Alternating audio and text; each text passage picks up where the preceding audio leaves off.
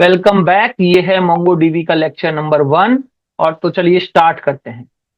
MongoDB जो कि आज की डेट में बड़ा ही पॉपुलर बैकएंड है, जो जनरली मर्न यानी Mongo express react node in technologies के साथ में एज अ बैकएंड यूज होता है। तो मतलब जो अब आपके पास में रिएक्ट और एक्सप्रेस जैसी टेक्नोलॉजी है, तो वहां पर आपके पास में जो बैकएंड में डेटा सेव करने के लिए होता है। अभी उससे पहले हम लोग जितनी भी टेक्नोलॉजीज थी उसमें आपने पढ़ा होगा, तो हम लोग माई सीक्वल या मारियाडीबी या माइक्रोसॉफ्ट एसक्यूएल यूज करते आए थे। लेकिन यहाँ मोंगोडीबी आ रहा है, ये आपके लिए थोड़ा नया होगा, तो इसको हम समझते हैं ये क्या है और किस तरीके से डिफरेंट है और सिमिलरिटीज क्या हैं, इसको हमें समझना होगा। तो देखो मोंगोडीबी क्या है, ये सबसे पहले आपको एक वर्ड हाईलाइट करा रहा हूं, ये है नो एसक्यूएल। तो दैट मीन्स नो एसक्यूएल है, तो फिर हम लोग बैकएंड में क्यों कंसीडर कर रहे हैं, ये भी एक क्वेश्चन आता है। तो चलिए, जितनी भी टेक्नोलॉजी मैंने नाम गिनाए हैं, माइक्रोसॉफ्ट एक्सेस हुआ, ओरेकल हुआ, मारियाडीबी हुआ, माई हुआ, ये जितनी टेक्नोलॉजी जनरली आप लोगों ने पढ़ी होती है या थोड़ा बहुत नहीं है तो मैं आपको इंट्रोड्यूस कर दूंगा इसमें। तो इन सारी टेक्नोलॉजीज की एक खासियत थी कि जो डेटा सेव होता था वो एक टेबल के फॉर्मेट में जाता था, यानी टेबुलर व्यू में डेटा सेव होता था। और इसी चीज को हम आरडीबीएमएस बोलते हैं, रेशनल डेटाबेस मैनेजमेंट सिस्टम। तो जितनी टेक्नोलॉजीज के नाम गिनाए हैं उसमें डेटा टेबुलर फॉर्मेट में सेव होता है और उसको आरडीबीएमएस की टेक्नोलॉजीज बोली जाती है। लेकिन फर्स्ट टाइम हम यहां पर देख रहे हैं मोंगोडीबी, जो कह रहा है कि ये नो एसक्यूएल है। नो एसक्यूएल है तो इसका मतलब इसमें एक डेटा टेबल में जाएगा, नहीं जाएगा टेबल में। इसमें डेटा जाएगा डॉक्यूमेंट के फॉर्म में, यानी डॉक्यूमेंट मतलब आपकी एक फाइल।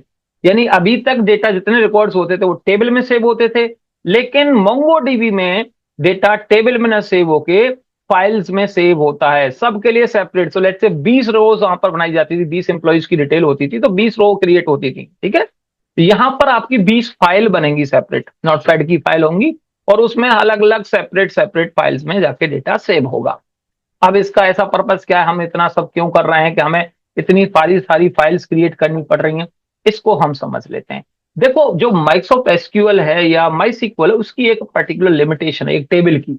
एक लेंथ के बाद में जो भी लिमिटेशन है उसके बाद में वो ओवरकम, आई मीन इश्यूज आते हैं कि वो स्लो प्रोसेस काम करेगा या फिर उसकी लिमिटेशन जो है वो खत्म हो गया, उससे आगे सेव नहीं कर सकते। जब बात आती है हमारे पास डेटा मिलियंस में, स्पेशली ई कॉमर्स में, तो जितने भी ई कॉमर्स प्लेटफॉर्म है आपके, फ्लिपकार्ट, अमेजन, मैंत्रा, इसमें आप देखें तो जो प्रोडक्ट हैं हमारे वो लाखों में है, मिलियंस में। उसके डेटा को इजीली एक्सेस करना, प्लस उन उन डेटा की एक और खासियत है कि जो डेटा है वो आप, हर डेटा के अंदर बहुत सारे पिक्चर्स भी हैं। मतलब अगर हमने लेट्स से एक प्रोडक्ट मिंत्रा पे अपलोड किया है अपने वेंडर फॉर्म से, तो वहां पर उस प्रोडक्ट के 10 और पिक्चर्स हैं साइड के, फिर डिफरेंट स्पेसिफिकेशंस हैं, कलर्स के, साइज के। तो ऐसे करके मिलियंस में डेटा है, एसक्यूएल के टेबल में सेव करना प्रोसेस लेंदी होगा। इसके लिए हमने क्या किया, हर प्रोडक्ट के लिए सेपरेट फाइल्स बनाई और उन फाइल्स में उन डेटा को सेव किया, जिससे फायदा ये होगा कि कल को उस प्रोडक्ट को हटाना है तो उसका बर्डन एसक्यूएल और डेटाबेस दोनों जगह से चला जाएगा, back and front end completely free हो जाएंगे, वहां से सारी चीजें डिलीट हो जाएंगी। अब के एसक्यूएल में ऐसा नहीं होता है, अगर आप माई सीक्वल से डिलीट कर दो तो फाइल्स तो फोल्डर में सेव हो रही हैं। तो यानी ब्लॉब प्रोसेस बोलते हैं इसको, BLOB, ब्लॉब, मतलब आपकी जो डॉक्यूमेंट फाइल है, जो आपके पिक्चर्स हैं, ऑडियो वीडियो, ये सारे डेटाबेस में सेव होंगे। तो इसलिए यहाँ पर नोवा एसक्यूएल बोला गया है कि जो आपका है, तो जितना भी बिग डेटा प्रोसेस यानी जितने भी मॉडर्न टेक्नोलॉजी में आज की डेट में जो यूज किया जाता है वो आपका मोंगोडीबी यूज होता है। जिसमें भी आपको लगे प्रोजेक्ट में कि यहाँ पर डेटा बैकएंड में बहुत सारा है, सेव होना है, तो मैं रिकमेंड करूंगा कि माई सीक्वल या मोंगोडीबी, मारियाडीबी की बजाय you should go for MongoDB, ठीक है। नो एसक्यूएल है। अब जैसे मैंने अभी बोला कि फाइल्स में डेटा सेव होता है, फाइल्स किस फॉर्मेट में होगी, जी एक्सेल का फॉर्मेट होगा या नोटपैड की फाइल होगी, वर्ड की फाइल होगी, HTML, किसके फॉर्मेट में सेव होगी, मैं बताता हूं। उसका एक्सटेंशन होगा जेसॉन, .json, जावा स्क्रिप्ट ऑब्जेक्ट नोटेशन। यानी जो आपकी जो फाइल सेव होगी वो ऑटोमेटिकली .json फॉर्मेट में होगी। जेसन का फॉर्मेट वैसे CSS की तरह ही लिखा जाता है, की पेयर्स के साथ में, यानी नाम, उसकी वैल्यू, फिर उसके बाद एज, उसकी वैल्यू, फिर सिटी, फिर उसकी वैल्यू, इस तरीके से आपको की पेयर्स में लिखना होता है। और वो इजी भी होता है, जब आप चाहें तो उसको एक्सट्रैक्ट कर सकते हैं, टेक्स्ट टू कॉलम में अलग अलग कॉलम्स आज को डिवाइड कर सकते हो, वो पेयर सेव रहते हैं, ठीक है।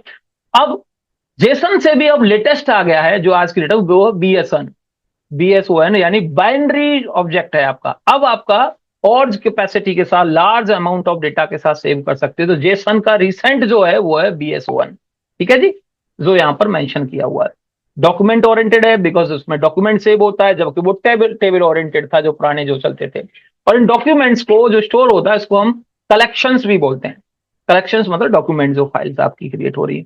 फ्लेक्सिबल है, इजी है, मॉडर्न टेक्नोलॉजीज में यूज किया जाता है because modern technology latest technology है जो आज की डेट में वाइडली यूज हो रही है। उससे पहले हम लोग PHP और जावा में काम करते आए, ठीक है। लेकिन अगर हम बात करें जहां पर बहुत ज्यादा आपके पास में डेटा है, उसके लिए हमें लगता है कि इस टेक्नोलॉजी के साथ जाना चाहिए, ठीक है। उम्मीद है कि ये वाला पार्ट आपको समझ में आ रहा है।